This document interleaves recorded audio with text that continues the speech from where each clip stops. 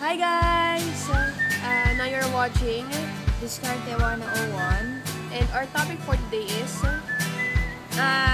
the top 10 businesses ngayong 2014. If this life is Okay, so tune in why for do we lay all the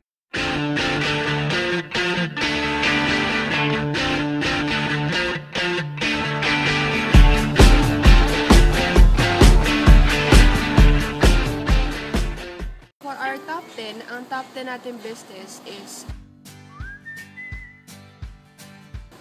car customizing shop. So, isa sa mga pinaka-in is yung mga mugs. Kung napapansin mo, dumadami yung nagbibenta ng mugs ngayon. Kasi marami din yung mga market natin, lalo na yung mga kotse. So, syempre, we want to be cool, we want to be in. And isa rin sa mga pinaka-astig din is to have your own car customizing shop. Magandang market for sound systems, for the mugs, gano'n, and lightings, ganyan. Tsaka di ba madami na rin bibili ng kotse ngayon? Yes, oo. Kaya expect it na talagang maayusan nila yung kotse nila. Yes. And next, ang pang-top 9 natin is salon or spa. Spa business. yes, salon or spa business. Ang ROI na salon or spa business na nasa 2 years lang or less than. Kasi ang mga sa salon or spa, well, for example, ikaw stress ka, anong gagawin mo? Either magpaganda ka or pwede ka Spa. or kumain. Kumain. O ganun din yun. O kumain, diba? Ganun yun. Pag broken hearted ka, it's either pwede ka na magpaspa or pwede ka rin kumain ulit. Okay? Kung malungkot ka, pwede ka magpaspa or kumain. Kumain. So, Kumain ng kumain. oo. So, it's either two ways. If you want to stress out yourself, one way to stress out is to go to spa salon or mga nail spa. Stress reliever. Yes. So, yun ang buhay natin. Gusto natin ng, ayaw natin ng stress. Okay? And pang top 8 natin is coaching or Business. okay. So, if you're an expert in your field, kung magaling ka, let's say sa music, sa arts, or sa motivational, inspirational, depende sa'yo, pwede ka mag-start ng mga di ba? Oh. Specialty ka sa isang area. Pwede ka mag-start sa mga books, sa mga podcast, having your own YouTube. Example, like sila Chinkitan, motivational speakers, tapos sila Brother Bo Sanchez, ang dami pa. Okay? Ang pang-top 7 natin is investment stocks or funds. So, tingin mo bakit investment stocks or funds? Sige, kaya mo na yan. Kaya mo yan. Investment stocks or funds kasi long-term siya. When you say long-term, for example, alam mo si Bo Sanchez. Si Bo Sanchez, isa rin siya sa mga investor. So, ang maganda kasi doon na, syempre, kung alam mo yung system niya, pag long-term, lumuloba yung income. Okay? And we have, meron ng mga trainings about doon eh. So, pag magawa mo ng mga isun, so doon nalaki yung income mo. Okay? And, next naman natin, number 6 is telecom or mga BPO company. So, tingin mo bakit mga call center? Siyempre, lalo na ngayon, madaming, every year naman may mga bagong graduates. And for sure, siyempre, ang hanap nila mataas yung sweldo. Saan pa nga ba pupunta? Sa call center. Yes. And, pero kami nakalalang isang billionaire. And, yung billionaire yun, nag-invest sa telecom. Okay? After 20 years, he got his own beach resort private. Parang siyang asyendero talaga, literal. Sa kanya yung beach, sa kanya yung malaking lupa, malaking bahay, meron siya sariling lighthouse. Kasi isa rin sa mga pinaka-innovation talaga this 21st century is yung communications. Kasi lahat tayo gusto fast-paced. Tama. Kung dati, mga mailbox pa yun. Mga field post, gano'n. Pager pa gamit, no? Pager. Pager ngayon, cellphone, mobile, internet, fast-paced, okay? Ano next natin dyan? Ang top 5 natin is real estate, casinos, or condos. In short, mga properties. Kasi ang ganyan is, again, long-term investment siya. Yes, corrected Brian. Kasi kung sa ngayon, nakita mo isang potential ng area, hindi pa siya ganun katao, maganda kung ikaw na mauna kasi after 5 years, 3 years, malay natin yun na yung susunod na ano matawang area? Center? Oo. Oo. Basta mataong Center ng business. Yes. Kasi for example, ang mga tao na sa real estate, sila Henry C. Ano ba? Si Enrique Razon, nag-invest sa mga casinos. Pero kasi dumadami yung mga casinos ngayon. Kasi isa yun sa mga mga condominiums, ganyan. Kasi sa mga pinakamagagandang investment din. Okay? And kung makikita mo sa mga top 3, top 5, more on sa real estate. Okay? Mga malls, ganyan. And then, pang top 4 natin is e-loading business. So, bakit e-loading business? Syempre, ang mga basic needs ng mga tao is, syempre, food, clothing, shelter, at meron ng bago sumisingit o yung e-loading business. Syempre, kunyari, meron kang imimit na tao, hindi na tayo mabubuhay ng walang load eh. Lalo tsaka walang cellphone. Paano tayo may pag-communicate? Diba? Hindi naman to kagaya ng unang panahon na meet mo ako sa gantong lugar ng gantong oras. Siyempre ngayon kailangan mo talaga ng load. So maganda nun lahat ng tao may cellphone kahit kakagraduate lang ng elementary. Naglo-load na. So halos lahat ng tao may cellphone. And then, number 3 natin is networking business or direct selling business. Yup, you heard it right. Yes. It is network marketing business. Yes. Akala na naman tao, scam or pyramiding or hindi siya seryosong business. But this business is a big-time business. Maraming mga young self-made millionaires ang kumita dahil sa networking business or direct selling business. From poor, from zero to hero talaga sila. And malaking porsyento ng mga self-made millionaires ang galing sa networking business. Hindi birong business siya. And by 2015, di ba, By 2015, ang prediction is lahat ng tao hahanapin ay networking business. Yes. Okay. Ang nag-predict nun si Paul Pilser. Siya nag-predict na yung bottle magiging trend yun. Kasi ang tubig magkakaroon ng lalagyan one day. So siya yung nag-predict nun. And nangyari nga yung sinabi natin niya. And then, ang mga dali sa networking business, ang binibenta natin dun is mga health and wellness products. So trending din yun. Kasi by 2020 daw, ang prediction naman is 1 out of 3 ng mga tao sa buong mundo magkakaroon ng cancer. So, syempre, kailangan natin ng gamot or ng alternative medicine para bumalik tayo.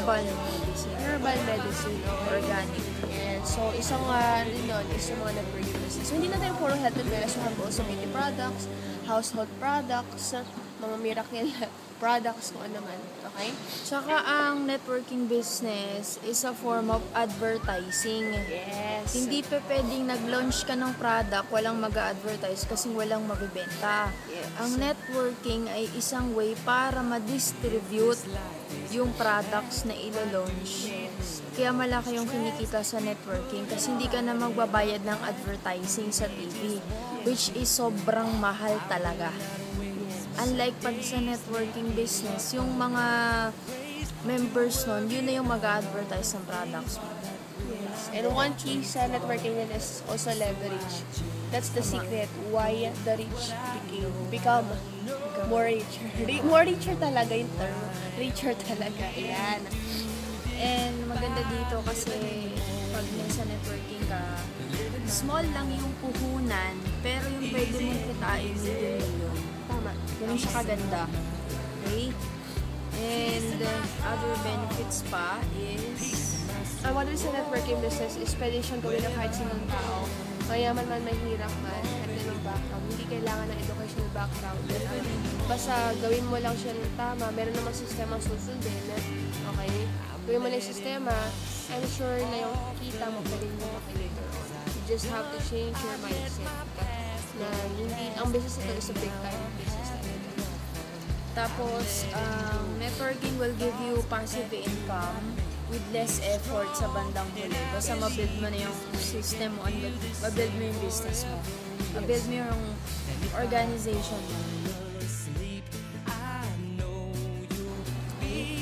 So, next is our top 2 na Franchising business.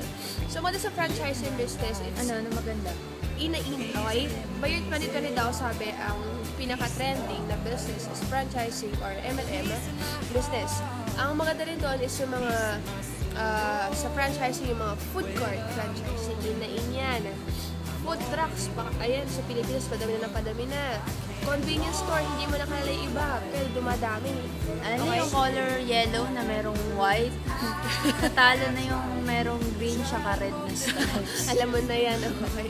And meron tayong mga coffee business na yun, coffee and donut business. Like, Dumami yung franchise sa mga milk tea, mga coffee shop. yes, mga Jayco. Ano na yun?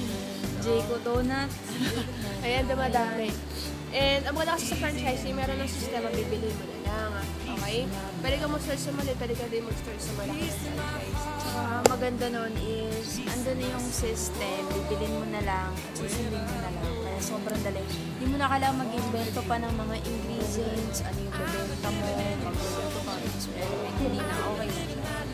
So, yun yung ating top 2. So, ngayon, ang ating pinakahihintay, number 1, top 1 nating business is internet or online business. So, we're talking about long-term. When you say long-term, 5 to 10 to 20 years from now. And internet is one way para kumita ka na mas malaki. Kasi for example, sila Mark Zuckerberg. Yung mga, diba? Mark Zuckerberg, mga inventor ng mga social media, sila Gorbash, tsaka simple tao pero kumita naging bilyonaryo. Kasi isa rin kasi talaga sa pinakano talaga ngayon is internet business. Lahat ng transactions yung nangyayari online.